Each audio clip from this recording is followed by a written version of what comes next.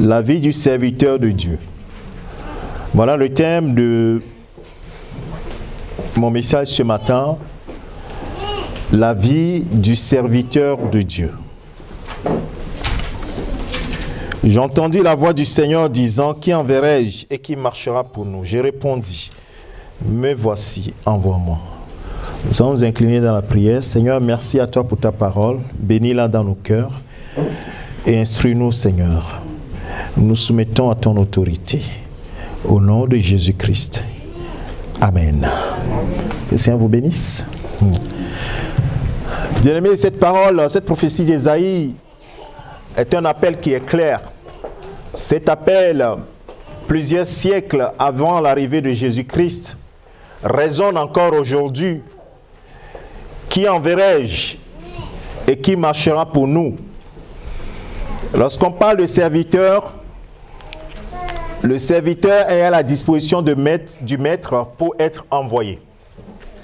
Le serviteur est disponible pour être envoyé vers là où le maître souhaite aller.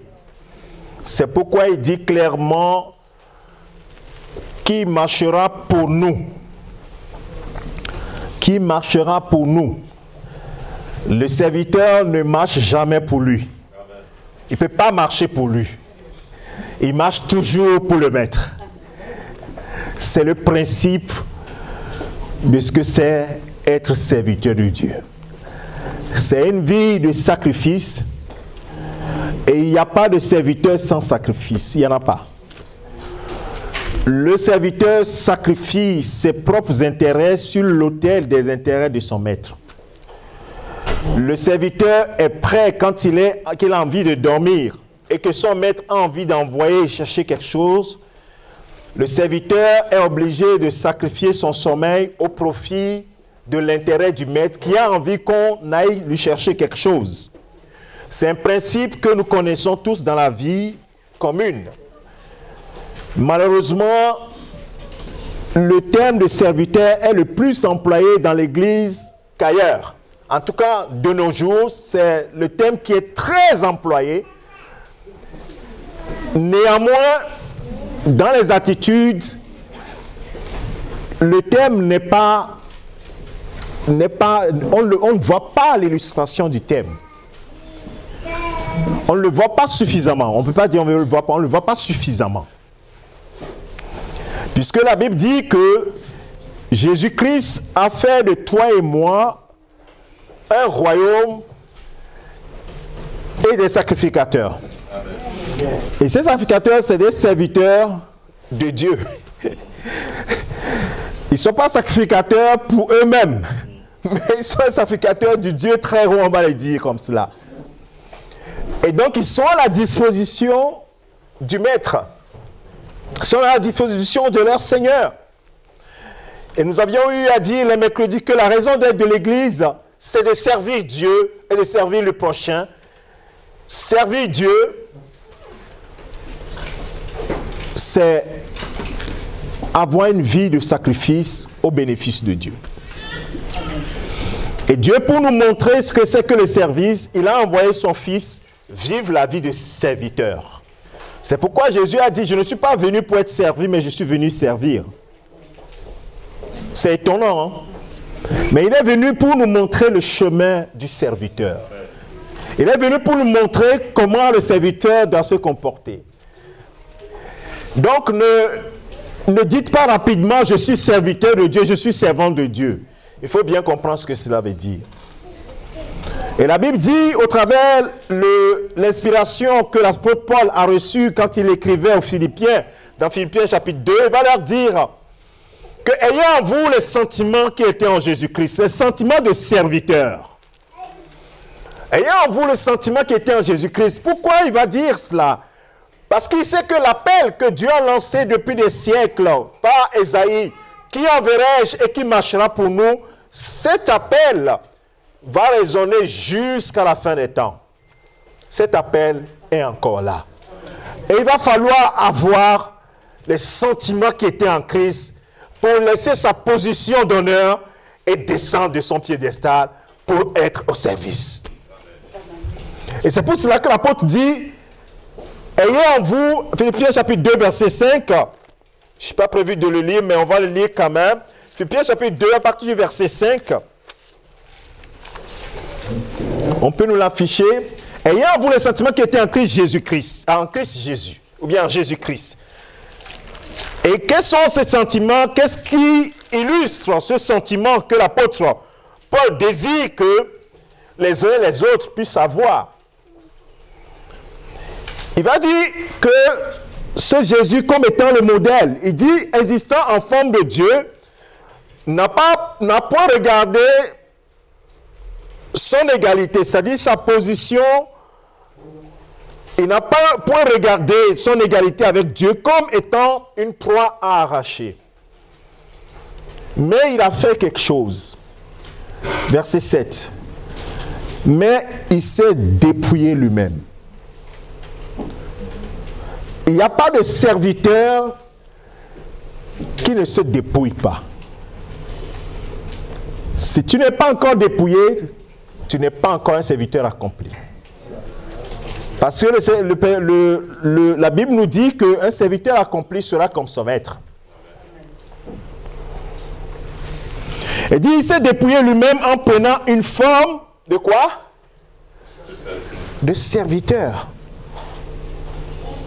Et en devenant semblable aux hommes, et ayant paru comme un simple homme, et pourtant il est Dieu.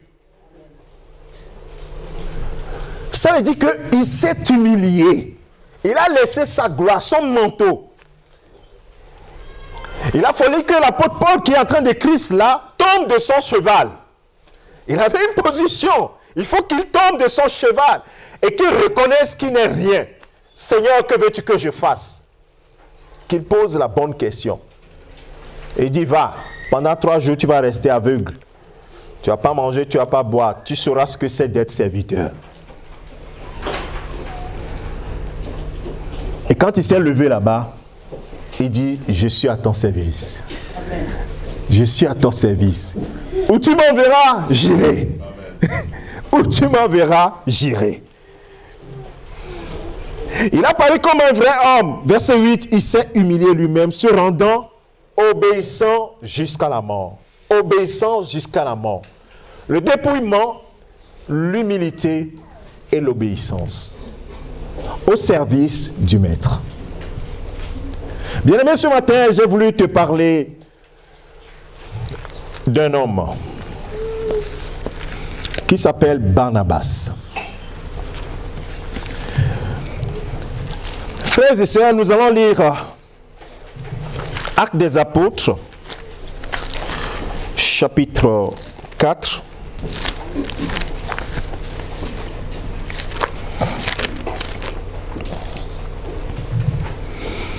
Verset 36 et verset 37.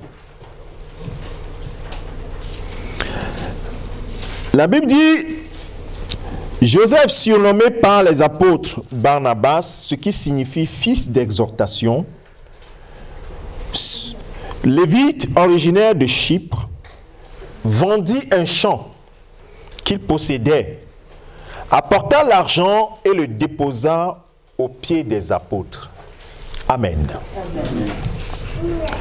Cet homme qui s'appelle Barnabas, au fils d'exhortation, il va vendre, la première fois qu'on parle de lui, on parle d'un acte qu'il a posé. Il va vendre son champ. La Bible ne dit pas que les apôtres ont demandé à Barnabas d'aller vendre son champ.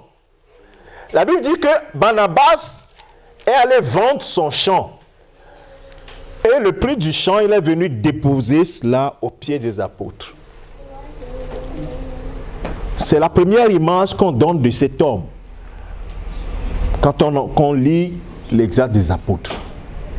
Qu'est-ce qui a poussé cet homme à poser cet acte? En vérité, cet homme a été touché par l'amour de Dieu. Sa vie a été tellement embrasée que cela s'est révélé dans ses actes. Quand Ananias et Saphira, juste l'histoire qu'ils suivent, ont voulu tenter cela, ils n'ont pas pu. Parce que le serviteur, il est prêt à se dépouiller. Et il a fait, sans que cela, il a fait, pour l'amour du maître. Mais quand Ananias et Saphira ont essayé, ils n'ont pas pu. Ils ont vu l'argent et dit non, c'est pas possible. Ils ont cédé à la tentation. Ils ont dit, bon, ma femme, on va garder une partie. D'ailleurs, ce qu'on est en train de donner là déjà, c'est déjà beaucoup. Non, ça, ce n'est pas la vie du serviteur. C'est pourquoi le Saint-Esprit a corrigé ça tout de suite. Soit tu es serviteur ou tu ne l'es pas. Bien-aimé, dans l'église, il y a très peu de serviteurs. Et pourtant, c'est les serviteurs que le Seigneur veut. Efforce-toi de devenir serviteur. Efforce-toi d'être à la disposition du Seigneur. Dis comme ça, tu vas me dire, oh, le pasteur, lui, il est trop sévère, il dit les choses sévèrement. Je ne dis pas les choses sévèrement. Moi, je te prêche la parole telle qu'elle est. Jésus ne dira pas que quelqu'un qui ne hait pas sa propre vie, ne hait pas son père, ne me préfère pas plus que son père, sa mère, sa femme, ses enfants, n'est pas digne de moi. Bien aimé, c'est fort cette parole-là. Et s'il ne renonce pas à sa propre vie, il ne peut pas être mon disciple. Ça, c'est impossible. C'est la vérité qu'il faut accepter. Il faut les voir en face. Il ne faut pas se cacher, frères et sœurs. Tant que tu n'as pas accepté cette vérité, que cette vérité a embrasé ton cœur, tu vas faire comme Ananias et Saphira. À chaque fois, tu vas garder quelque chose. À chaque fois, tu vas garder quelque chose pour toi. Parce que tu es encore vivant. Celui qui donne tout, celui-là, il est mort. Il donne tout. Il ne vit plus. Amen. Et ça, c'est le signe pour Barnabas. La preuve, c'est que à la suite, vous allez voir que cet homme, c'est vraiment un apôtre. C'est un signe. Il livre tout. Quand Jésus dit, il y a le champ est mûr, la moisson est grande, mais il y a très peu d'ouvriers. Vous croyez que Jésus est en train de jouer? Il y a du monde, mais il y a très peu d'ouvriers. On ne parle pas du monde, on parle des ouvriers. Et ce matin, je te parle de la vie du serviteur de Dieu. Pas l'illustration, on aurait pu avoir le temps de décortiquer encore davantage. Le Seigneur me permettra d'aller encore une autre fois plus en profondeur par rapport à cela. Bien-aimé, c'est pour cela que ce matin, quand l'évangéliste parlait, j'ai compris que c'est le même message que le Seigneur voulait nous donner dans les deux cultes. Le message de persévérer, mais en acceptant la vie de sacrifice. Cet homme qui courait, qui s'est blessé, qui dit « je vais arriver jusqu'au bout », c'est une vie de sacrifice. Hein. S'il veut regarder à sa douleur, il allait s'arrêter. Mais il va aller jusqu'au bout. C'est ce que vous voyez certains hommes, certaines femmes faire. Tout abandonner. Et quand on a annoncé que l'évangéliste Robert et sa famille vont aller en mission, il y a certains qui vont couler des larmes. C'est vrai. Est-ce que tu es prêt quand le Seigneur va te dire, lève-toi pour aller? Coucou. Est-ce que tu es prêt? Tu es prêt à laisser ta maison? Tu es prêt à laisser ta voiture?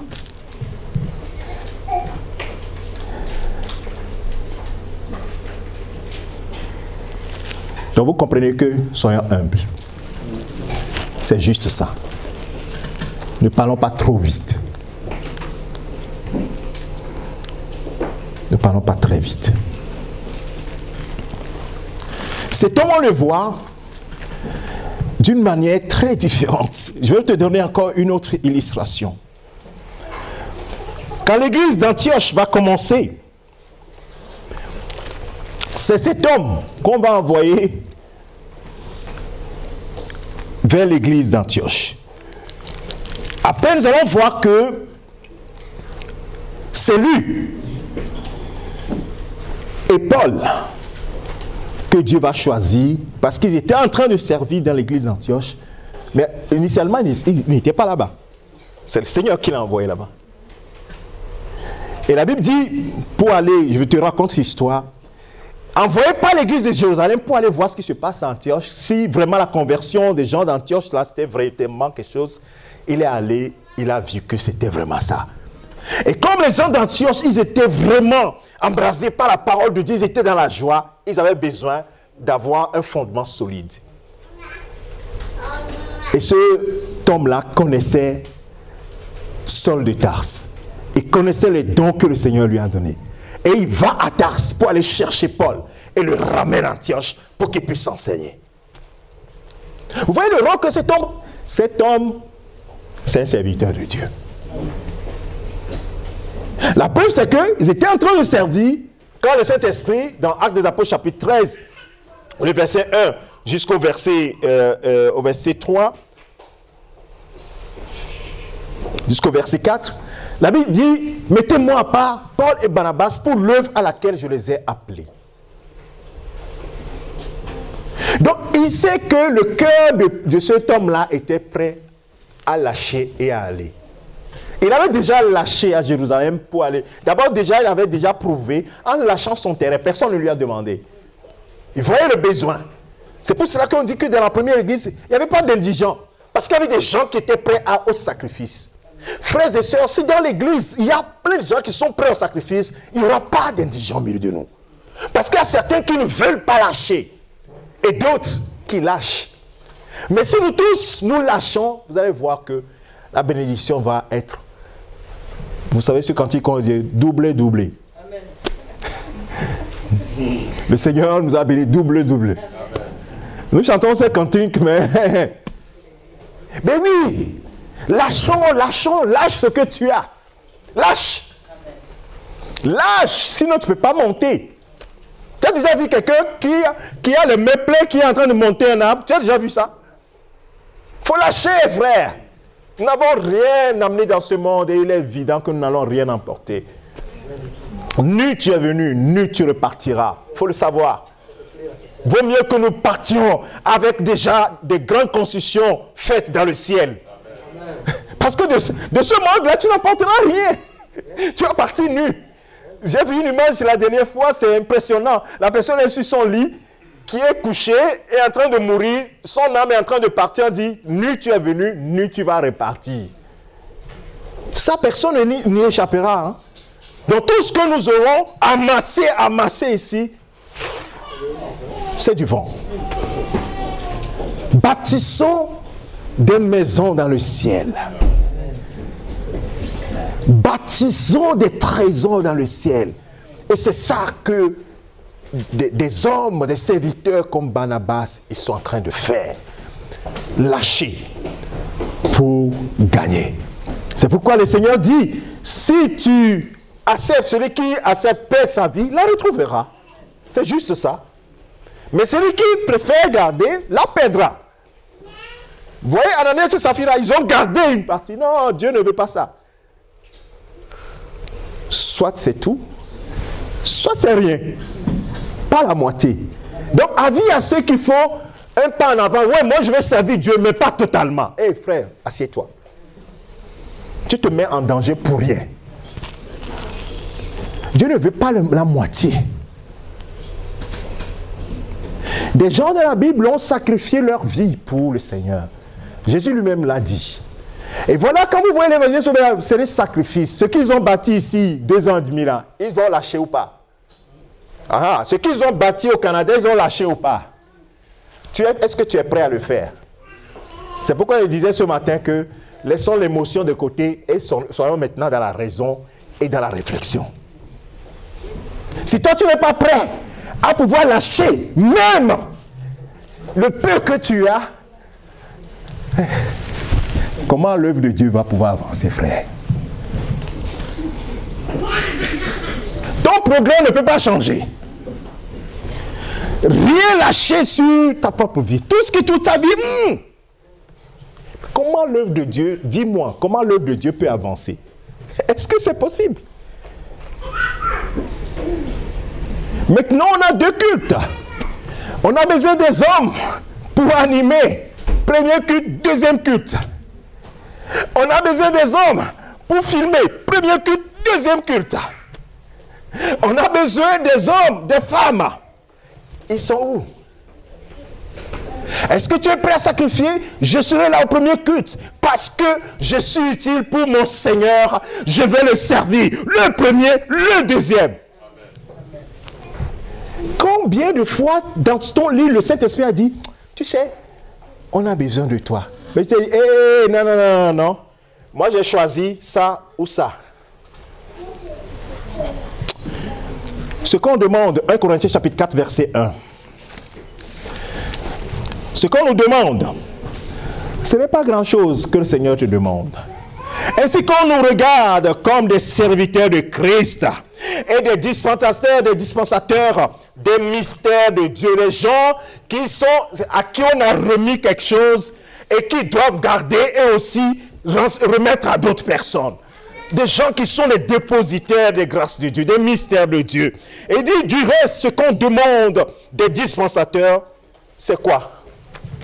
Chacun soit trouvé fidèle. Chacun soit trouvé fidèle. Amen. Si tu n'es pas fidèle, ça pose problème. Ma soeur, mon frère, ce qu'on veut de toi, c'est que tu sois fidèle. Amen. Fidèle en toutes choses. Et c'est pour cela, frère, nous devons rester fermes, comme l'évangéliste l'a dit ce matin, en travaillant de mieux en mieux et en gardant la foi. Le dernier verset que je vais te lire, je le tire de 1 Thessaloniciens chapitre 5. 1 Thessaloniciens chapitre 5, le verset 12. C'est pour cela, frères et sœurs, ceux qui sont, ce que maintenant je t'ai expliqué, serviteurs de Dieu, tu dois avoir une attitude envers eux. En réalité, c'est ce message, ce verset que le Seigneur m'a donné, a dit, parle-moi un peu de ça. Nous vous prions, frères, d'avoir de la considération pour ceux qui travaillent parmi vous, qui vous dirigent dans le Seigneur et qui vous exhortent. Parce que c'est un sacrifice par ailleurs. Ayez de la considération. Et l'évangile Sauveur l'a dit tout à l'heure, en parlant de nos aînés, d'avoir beaucoup de respect pour eux. Les gens l'ont entendu, mais ils ne l'ont pas entendu. Moi, je te prie de l'écouter, c'est-à-dire de le mettre en pratique. Ayez de la considération pour ceux qui sont au service du Seigneur. C'est pourquoi j'ai dit ce matin que ce n'est pas de dire je vais donner le superflu, je vais donner le superflu. Ces serviteurs, servantes ont besoin de ton soutien. Et c'est une façon pour toi d'avoir de la considération pour ce que le Seigneur fait avec eux.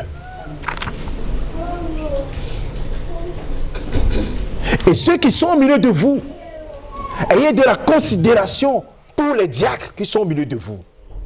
Ayez de la considération pour les frères qui président ici, qui vous exhortent. Ayez de la considération, je ne parlerai pas de moi, ayez de la considération simplement quand vous voyez quelqu'un servir Dieu. Il y a des gens qui vont jusqu'à dire, c'est quoi ce serviteur de Dieu, c'est quoi? Pourquoi est-ce qu'on va lui donner une place et moi, on ne va pas me donner une place? Ce que tu as dit là, un jour le Seigneur va te répéter ça. Tu n'as pas compris, tu ne sais pas ce que tu as dit. Bien-aimés, faisons très attention à ce que nous disons. Faisons très attention. Les gens, à cause même de la nourriture, disent, mais pourquoi est-ce qu'on va servir le serviteur de Dieu avant moi? Et au lieu que toi, tu te lèves plutôt pour aller servir le serviteur de Dieu. Pourquoi? Pas par lui, là, pas à cause de lui, mais à cause de Dieu. Que le Seigneur bénisse ses paroles dans nos cœurs. On dit souvent dans un dicton que si on veut que quelqu'un entende quelque chose, ce n'est pas en le disant avec beaucoup de mots. Et c'est en quelque sorte ce que la parole de Dieu dit, que ceux qui ont des oreilles entendent ce que l'Esprit dit. Dieu veut des serviteurs. Et ceux qui se lèvent, considérons-les. Et ceux qui ne sont pas encore levés, prions pour eux, pour qu'ils se lèvent. Mais en toutes ces choses, ayons de la considération les uns pour les autres. Et je suis sûr que le Dieu de paix sera avec chacun d'entre nous. Je le sais. Peut-être que tu es au milieu de nous, tu as fermé ton cœur, tu as dit, ça, ce message, ce n'est pas pour moi. Je prie simplement le Seigneur de t'ouvrir les yeux. Pour que tu comprennes. Le jour où tu comprendras, tu vas te jeter par terre. Et tu vas dire, Seigneur, je ne suis que poussière. L'apôtre Paul dit, oui, ce n'est plus moi qui vis, c'est Christ qui vit en moi. Père, nos mains sont levées vers toi. Nous voulons être des serviteurs et des servantes pour toi. Toi seul peux nous transformer pour que véritablement nous soyons des serviteurs. Pas des serviteurs bancals, mais des serviteurs qui sont accomplis pour être comme leur maître. Des serviteurs qui passent, qui vont de progrès en progrès, dans leur croissance. Nous te supplions, Seigneur, même ceux qui n'ont pas compris ce message ce matin, je te prie, Saint-Esprit, de faire le travail dans leur cœur, en leur expliquant ce que tu veux leur dire. Ton appel est là. Qui marchera pour nous? Qui enverrai-je? Seigneur, la bonne réponse est, me voici, envoie-moi. Certains ont accepté, d'autres hésitent, d'autres encore ne se sont même pas encore disposés. Mais en tout cela, Seigneur, ta grâce fera encore en sorte que nous puissions rejoindre les rangs. Père, que toute la gloire te revienne. Toi qui es fidèle au siècle des siècles, nous avons prié au nom de Jésus. Amen. Amen.